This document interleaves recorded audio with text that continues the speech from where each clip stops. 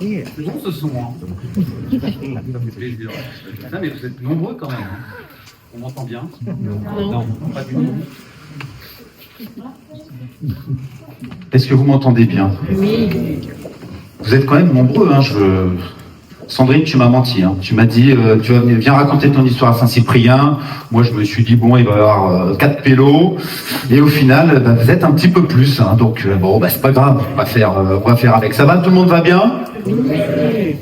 Vous allez vraiment bien? Oui. Bon. Est-ce que quelqu'un ici a déjà une idée qui semblait folle, mais qui, avec un petit peu de courage, a pu se concrétiser? Alors moi je m'appelle Jérémy Dumont, j'ai 42 ans, je suis marié, j'ai une fille, un chien, et je suis l'heureux créateur de Bon comme un camion, un food truck qui est spécialisé dans les smash burgers 100% fait maison. Alors ce soir j'ai mis mes habits de lumière parce que, mais c'est vrai que c'est bien moi, parce que d'habitude je suis plutôt casquette à l'envers avec mes habits qui sentent un peu la frite. Donc du coup voilà, pour ceux qui ont l'habitude de me voir, c'est vraiment moi ce soir, voilà, qui pourraient ne pas me reconnaître. Alors aujourd'hui du coup je vais vous parler de l'audace parce qu'après tout c'est bien le thème de cette conférence, celle qui m'a poussé à lancer mon propre business et de faire face du coup à de nombreux défis du secteur de la restauration, mais pas que. Là Eric, tu vois, j'aurais dû te demander une petite musique de suspense, tu vois, pour... Alors... Pour moi, tout est parti du confinement. Alors j'étais venu en Dordogne, passer 3 mois avec ma famille et ma belle-mère. Alors c'était super cool, hein. On faisait des apéros, on jardinait, on faisait des apéros, on jouait au boule, on buvait l'apéro. En fait, notre seule question le matin, enfin surtout celle de ma belle-mère, c'était qu'est-ce qu'on mange et qu'est-ce qu'on va boire. Donc le paradis quoi, hein. Enfin bon. Mais comme toutes les bonnes choses ont une fin. Après 3 mois, une fois rentré à Paris, avec ma femme, on s'est posé la question. Qu'est-ce qui nous a vraiment manqué? Alors nos amis d'ici, parce qu'on vit en vacances depuis quand même quelques années, surtout ma femme, et je ne vais pas dire le nombre d'années, ils nous disent, vous devriez arrêter avec la région parisienne, venez en Dordogne, c'est super sympa. Alors du coup on s'est dit, c'est peut-être le moment. Alors là, bing bam boum, on cherche une maison sur le Bon Coin, sur les agences, etc. On descend en Dordogne, on en visite 16. On remonte sur Paris, on n'en a pas trouvé une seule. Et finalement, on trouvera la 17e qui sera la bonne. Alors, vous racontez ma vie, c'est super, c'est bien gentil. Mais côté pro, comment ça s'est passé? Alors en fait, moi, à la base, j'ai un pote qui est chaud bouillant pour descendre en Dordogne. Et on était parti pour ouvrir un restaurant à Sarlat.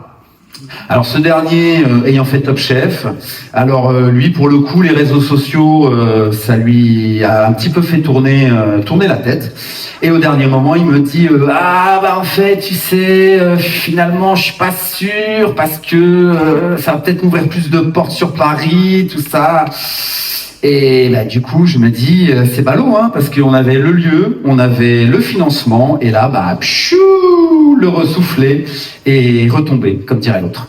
Alors du coup, moi, je me retrouve tout seul, moi, le mec qui gérait des restos sur Paris, avec un projet de resto où il faut être 2. Donc là, voilà, chérie, dis-moi, t'en penses quoi, toi, d'ouvrir un resto sur Sarlat? Quoi, rien? Bon, super. Ah si tu veux, je te fais une bonne prévoyance, hein.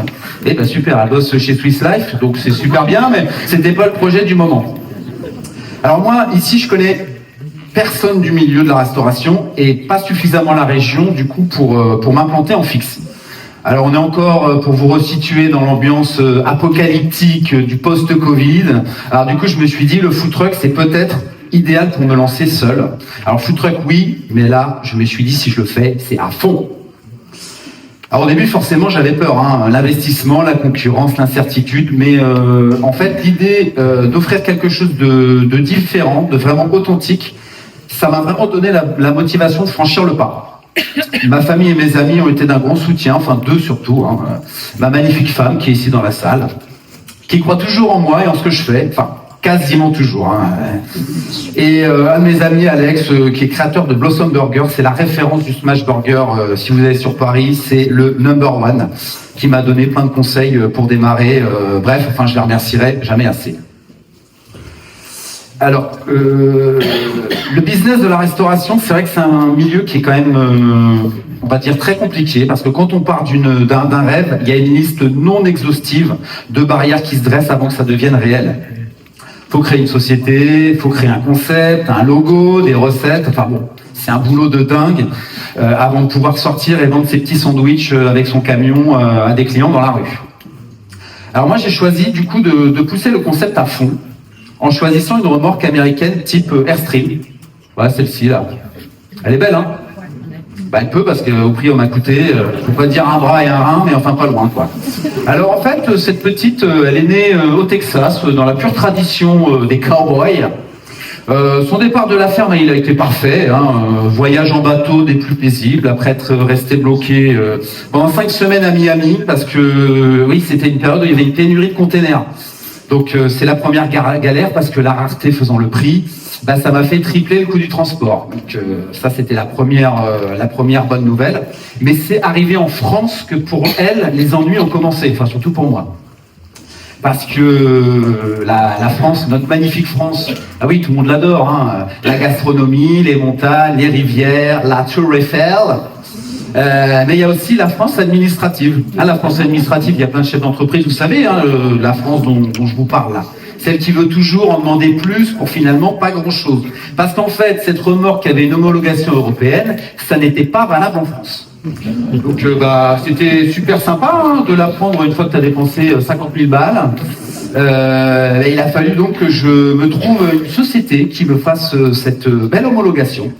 Alors c'est pratique, elle se trouvait à Lyon, à côté de la Dordogne, donc super pratique. Alors au final, ils ont fait n'importe quoi pour dire voilà, pas grand chose, on va dire oui, voilà, rien. Donc du coup, j'appelle mon pote Julien Courbet, je lui dis oui, salut ma poule, ouais ça va et toi, super. Non, je ne vais pas t'acheter de fenêtre, n'insiste pas avec ça, je ne peux pas de fenêtre. Mais par contre, donc j'ai un problème, donc je lui expose mon problème. Qu'il essaie de résoudre. Alors le Lyonnais, une fois qu'on est en direct sur M6, il bafouille un peu, mais finalement il ferait toujours rien. Donc je me retrouve au point de départ, après avoir dépensé encore un sacré bifton, avec le problème de départ, donc comme je vous disais, sans papier, sans homologation pour cette fameuse remorque. Donc il a fallu encore que je me débrouille seul. Alors du coup c'est au bout d'un an que j'ai réussi enfin à avoir mon précieux sésame pour enfin démarrer mon activité. Enfin bon, voilà, on va en revenir à nos moutons. Pourquoi j'ai choisi le burger ? Parce que j'en avais jamais fait, tout simplement. Moi j'ai un cursus full resto, j'ai fait une école hôtelière, des restaurants étoilés, des grandes brasseries parisiennes, j'étais responsable des brioches dorées de Gare de Lyon, j'ai ouvert des boulangeries pour Eric Kayser, qui est un des meilleurs boulangers du monde, j'ai été exploitant de bistrot, enfin j'en passe, je vais pas vous raconter tout mon CV parce que j'ai fait beaucoup de choses. Mais je suis un grand fan de burger par contre. Donc, et après avoir travaillé aux États-Unis dans plusieurs restos, j'ai réalisé que la qualité des burgers dans la rue, ici, ça manquait vraiment de ce côté artisanal, mais surtout typique de ce qu'on trouve du coup aux US. C'est là que j'ai eu l'idée de créer ce fameux food truck où tout est fait maison de A à Z. Alors du coup, il a fallu que je fasse des choix forts. Le choix de tout faire maison, ça a été vraiment une vraie prise de risque, mais c'est ça qui a fait toute la différence pour moi. Enfin, surtout pour ceux qui les mangent. La sauce, le pain, la viande, tout est préparé dans le respect des produits frais avec mes petites mains. Vous voyez, alors la viande en circuit court, en Dordogne, que je hache au quotidien avec de la bonne limousine de qualité, c'était facile à trouver. Alors pour le pain, c'était une autre paire de manches, parce que j'ai eu pas mal de refus quand j'ai frappé à différentes boulangeries du secteur, avec ma petite recette de pain à la pomme de terre. Du pain à la pomme de terre ? Non merci. Bon bah j'ai dit bah merde, encore un bon mur à passer. Alors là je me dis mais comment je vais faire Alors du coup j'appelle les potes chefs qui sont sur Paris. Ils me disent bah écoute mon frère, t'es gentil, bah tu t'achètes un four, tu t'achètes un pétrin et tu te démerdes tout seul. Donc je dis à mon pote bah oui c'est bien, j'avais prévu dans mon business plan de devenir boulanger, en plus d'être boucher, comptable, commercial, vendeur, caissier, cuisinier, femme de ménage. Alors j'ai mis 5 mois à mettre en place une recette de pain qui soit pas trop française pour faire américaine, mais qui soit pas trop américaine non plus pour plaire à vous mes beaux petits périgourdins. Alors au début c'était beaucoup de travail, mais vraiment c'est cette attention aux détails qui m'a permis de me différencier. Alors il a fallu que je me replonge dans mes souvenirs d'enfance quand j'allais au McDo de Sarcelles et d'Argenteuil. Putain, le McDo ils en prennent cher quand même ce soir. Hein. Ouais, le McDo de Sarcelles ou d'Argenteuil avec mon père. Oui, parce qu'à l'époque c'était bon quand même. Hein. Et puis en 2000, dans les diners de Floride, où t'as les mecs qui cuisent sur la même plancha du bacon, des pancakes, des steaks, des œufs, enfin tout ça les uns à côté des autres, retrouver les saveurs et surtout les partager ou les faire découvrir ici, ce petit bout d'Amérique au fin fond du Périgord. Alors le smash burger, c'est quoi? C'est l'incarnation du burger qui déchire, c'est ça, vous voyez? Alors vous imaginez, en plus de regarder la photo, une viande hachée, grillée, ultra juteuse, croustillante. C'est beau, hein? Bah oui, c'est beau. Ah oui, oui. Donc voilà, ultra juteuse et croustillante, grâce à la technique de cuisson où la viande est smatchée sur une plancha qui est bouillante. Chaque bouchée, c'est un festival de saveurs. La viande se marie à merveille avec une sauce maison crémeuse, du cheddar fondu, des petits pickles croquants qui ramènent une petite touche d'acidité et le tout enveloppé dans ce fameux pain brioché moelleux.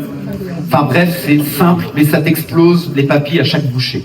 Enfin simple, non, parce que dans la conception même de ce produit, qui paraît l'être, c'est une alliance de texture où tout s'oppose. On prend un pain chaud sur lequel on met une sauce froide, on met de la salade, ensuite on lui met un steak bouillant sur la tronche qui reçoit lui-même du fromage, des crudités, et tout ça, ça doit garder sa texture et son goût. Enfin voilà, vous l'avez compris, c'est un produit artistique. Hein.